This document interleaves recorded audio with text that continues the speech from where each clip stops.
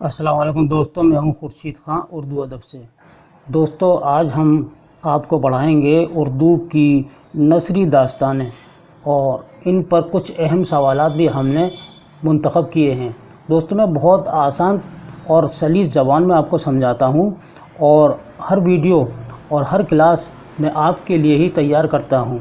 میں بڑی محنت سے تیار کرتا ہوں، اور آپ کا بھی فرض ہے کہ اس ویڈیو کو لائک اور شیئر کریں۔ اگر آپ نے چینل کو سبسکرائب نہیں کیا ہے تو ازرہ کرم چینل کو سبسکرائب کر لیں اور بیل آئیکن کو پریس کر لیں تاکہ ہماری ہر نئی ویڈیو آپ کو سب سے پہلے پہنچ جائے۔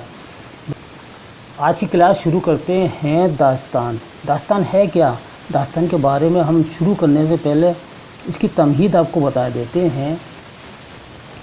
داستان کا موضوع شروع کرنے سے پہلے آپ کو ہم اس کا خلاصہ بتا دیتے ہیں کہ داستان کہتے کیسے ہیں، داستان کی تعریف کیا ہے، داستان کا مقصد کیا ہے۔ یہ اکثر سوالات آتے ہیں کہ رات کو سوتے وقت بچے اپنی نانی یا دادی سے ضد کرتے تھے کہ انہیں کوئی مزیدار کہانی سنائی جائے۔ پرانے زمانے میں جب دادا دادی یا ماں ہوتی تھیں تو بچوں کو کہانیاں سناتی تھیں۔ چونکہ پرانے زمانے میں لوگوں کو زیادہ فرصت تھی، گاؤں اور شہروں میں اکثر لوگ لمبے قصے کہتے اور سنتے تھے، ایسے قصے جو کئی دن تک چلتے تھے۔ ان میں بادشاہوں، شہزادیوں اور شہزادوں کی زندگی پیش کی جاتی تھی۔ جن دیو پریاں ان کی مدد کو ہر وقت تیار رہتے تھے۔ سادھو اور فقیر بھی ان قصوں میں کبھی کبھی دکھائی دیتے تھے۔ یہ قصے محض تفریحی ہوتے تھے، یعنی صرف وقت کاٹنے کے لیے ہوتے تھے، اور بات میں بات نکالی جاتی تھی۔ ان قصوں کو داستان کہتے ہیں۔ زمانے کی ترقی کے ساتھ ساتھ داستانوں اور داستان گوئی کا رواج ختم ہوتا گیا، اور اس کی جگہ ناول اور افسانے نے لے لی ہے۔ قصہ طوطا مینا، طلسم ہوش ربا، آرائش محفل، الف لیلا، باغ و بہار وغیرہ یہ مشہور داستانیں ہیں۔ اب آتے ہیں ہم پہلے سوال کی طرف۔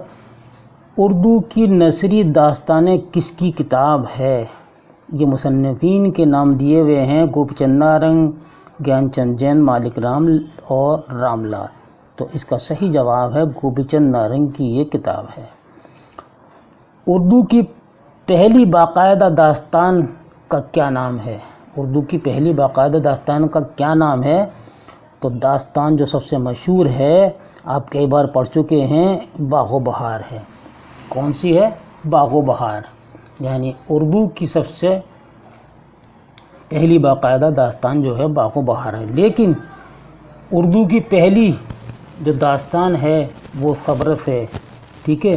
اگر یہ سوال آتا ہے کہ اردو کی پہلی داستان کون سی ہے تو سبرس ہے۔ سوال اس طرح بھی پوچھتے ہیں کہ اردو کی پہلی نثری داستان کون سی ہے تو وہ ہے سبرس ہے، جو ملا وجہی نے 1635 میں لکھی۔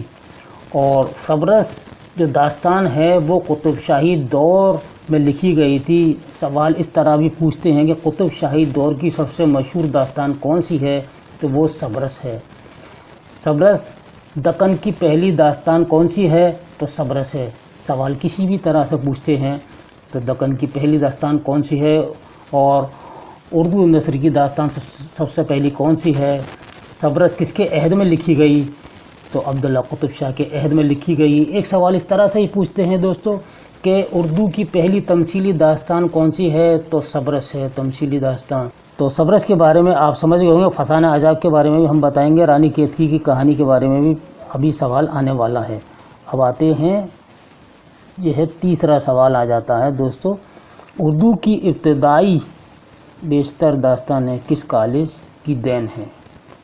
ٹھیک ہے، تو یہ ہے فورڈ ولیم کالج۔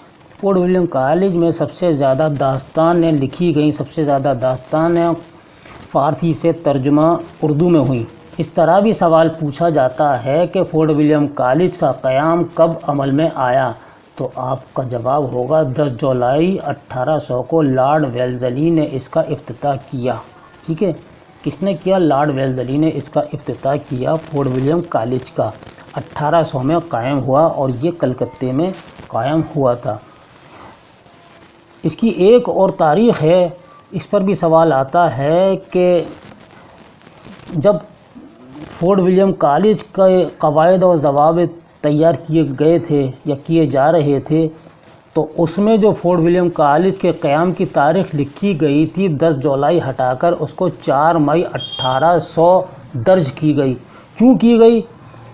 اس میں بھی ایک راز ہے، یہ بھی آپ سمجھ لیجیے کہ یہ تاریخ ٹیپو سلطان پر انگریزوں کی فتح کی پہلی سالگرہ کا دن تھا، یعنی 4 مئی۔ 4 مئی پہلی سالگرہ تھی ٹیپو سلطان کے قتل کرنے کی انگریزوں نے، اور اس خوشی میں انہوں نے 4 مئی 1800 پروسپیکٹس میں یہ تاریخ درج کی گئی ہے۔ یاد رکھیے گا، اس پر بھی سوال آتے ہیں۔ اور فورٹ ولیم کالج کس مقصد سے قائم کیا گیا تھا؟ تو انگریزوں کو ہندوستانی زبان اور تہذیب سکھانے کے لیے یہ کالج قائم کیا گیا تھا۔ ولایت سے جو انگریز آتے تھے ان کو اردو پڑھانے کے لیے، ہندوستان کی زبان سکھانے کے لیے، تاکہ وہ یہاں کے کاروبار کو اچھی طرح سمجھ سکیں، یہاں کی زبان کو سمجھ سکیں، اس لیے انگریزوں کو تعلیم دینے کی مقصد سے فورٹ ولیم کالج قائم کیا گیا تھا۔ رانی کیتکی کے مصنف کا نام بتائیے۔ رانی کیتکی کے مصنف کا نام دیکھیے، میر امن بھی نہیں ہے، اور یہ تنویر احمد لکھا یہ بھی نہیں ہے، حیدر بخش حیدری بھی نہیں ہے، اور حیدر بخش حیدری کا جو تعلق ہے وہ فورٹ ولیم کالج سے ہے۔ فورٹ ولیم کالج میں بہت سے منشیوں نے کام کیا۔ فورٹ ولیم کالج میں ادیبوں کو کیا کہتے تھے، یہ بھی سوال پوچھا جاتا ہے، تو ادیبوں کو منشی کہتے تھے۔ رانی کیتکی کے مصنف کا نام، تو صحیح جواب ہے انشاء اللہ خاں انشا۔ رانی کیتکی کی کہانی کے انشاء اللہ خاں انشا ہیں۔ انشا کے والد کا نام سید ماشاء اللہ خاں تھا، اور 1758 میں انشا مرشد آباد میں پیدا ہوئے تھے۔ انشا شاعری میں اپنے والد سے اصلاح لیتے تھے، اور کہا یہ جاتا ہے کہ 16 سال کی عمر میں انشا کا دیوان مکمل ہو گیا تھا۔ انشا کا دوستانہ کس سے تھا؟ تو وہ رنگین سے تھا، سعادت حسین رنگین سے تھا۔ اور ادبی چشمک یعنی کہ نوک جھونک کس سے تھی؟ تعلیمی اعتبار سے ادبی چشمک جس کو کہتے ہیں، یا ادبی محرکے کس سے تھے؟ تو وہ مصحفی کے ساتھ تھے۔ رانی کیتکی کی کہانی انشا کی تواضعات نثری داستان ہے۔ 1802 میں انشا نے اس کہانی کو نواب حسین علی خاں کی فرمائش پر لکھی تھی۔ رانی کیتکی کی کہانی کس کی فرمائش پر لکھی تھی؟ نواب حسین علی خاں کی فرمائش پر انشا نے لکھی تھی۔ رانی کیتکی کی کہانی کے میں آپ کو کردار بھی تھوڑے سے بتا دیتا ہوں۔ کنور ادے بھان رانی کیتکی دونوں کے ماں باپ، رانی کیتکی کی سہیلی مدن بان ہے، اور گرو مہندر گر داستان رانی کیتکی کی کہانی کے اہم کردار ہیں۔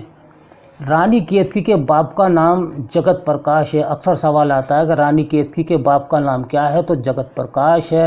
رانی کیتکی کی سہیلی کا نام کیا ہے؟ تو مدن بان ہے۔ داستان کا سب سے جاندار کردار کس کا ہے؟ رانی کیتکی کی سہیلی کا ہے، مدن بان کا ہے۔ فورٹ ولیم کالج کی مشہور ترین داستان کا نام بتائیے، تو وہ ہے باغ و بہار۔ باغ و بہار ہے رانی کیتکی کی کہانی۔ فورٹ ولیم کالج سے الگ لکھی گئی ہے، فسانہ عجائب بھی الگ لکھی گئی ہے، یعنی کہ ان کا کوئی فورٹ ولیم کالج سے تعلق نہیں ہے۔ طلسم ہوش ربا کس نے لکھی ہے؟ یہ داستان کس نے لکھی ہے؟ تو جواب دیے گا نیم چند کھتری نے لکھی ہے۔ اور اردو داستان کا باقاعدہ آغاز کس سے ہوتا ہے؟ تو وہ ہے نو طرز مرصع سے ہوتا ہے۔ نو طرز مرصع کا مصنف کون ہے؟ تو آپ بتائیے گا میر عطا حسین خاں تحسین، جو اٹاوہ میں پیدا ہوئے تھے، ان کی لکھی ہوئی یہ کتاب ہے نو طرز مرصع۔ اور یہ قصہ فارسی کا جو ہے چہار درویش کا، اس کا اردو ترجمہ ہے۔ اردو داستان کا باقاعدہ آغاز کس سے ہوتا ہے داستان کا؟ تو وہ نو طرز مرصع سے ہوتا ہے، فارسی سے اردو میں۔ یہ 1775 میں میر عطا حسین تحسین نے لکھ دی تھی نو طرز مرصع، اور ٹھیک 1802 میں میر امن نے باغ و بہار کے نام سے اس کتاب کا ترجمہ کیا، یعنی کہ قصہ چہار درویش کا ترجمہ کیا۔ قصہ چہار درویش کس کی کتاب تھی؟ یہ تھی کتاب امیر خسرو کی۔ خود میر امن نے بھی اپنی زبان میں کہا ہے، اپنے الفاظ میں کہا ہے کہ میں نے جان گلکرسٹ کی فرمائش پر قصہ چہار درویش کا فارسی سے اردو میں ترجمہ کیا۔ داستان گوئی ادیبوں کے تخیل کی بلند پروازی کا مظاہرہ کرتی ہے۔ غلط ہے، صحیح ہے، قریبی ہے، معلوم نہیں، تو یہ بی والا صحیح ہے۔ تخیل کے معنی ہیں خیال، ٹھیک ہے، یاد رکھیے گا۔ 10واں سوال ہے، داستانوں نے انسان کو مشقت کے بجائے راحت کا درس دیا۔ یہ بات بالکل صحیح ہے کہ درس دیا، کیونکہ داستان ہی پرانے زمانے میں ایک ایسی چیز تھی جو وقت گزارنے کے لیے کافی تھی، اور اس سے لوگوں کو کافی آرام ملتا تھا، راحت ملتی تھی۔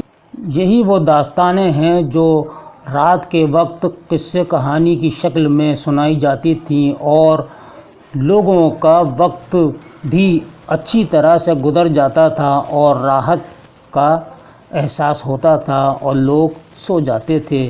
یہ تھا دوستو آج کا داستانوں پر ایک اہم ویڈیو۔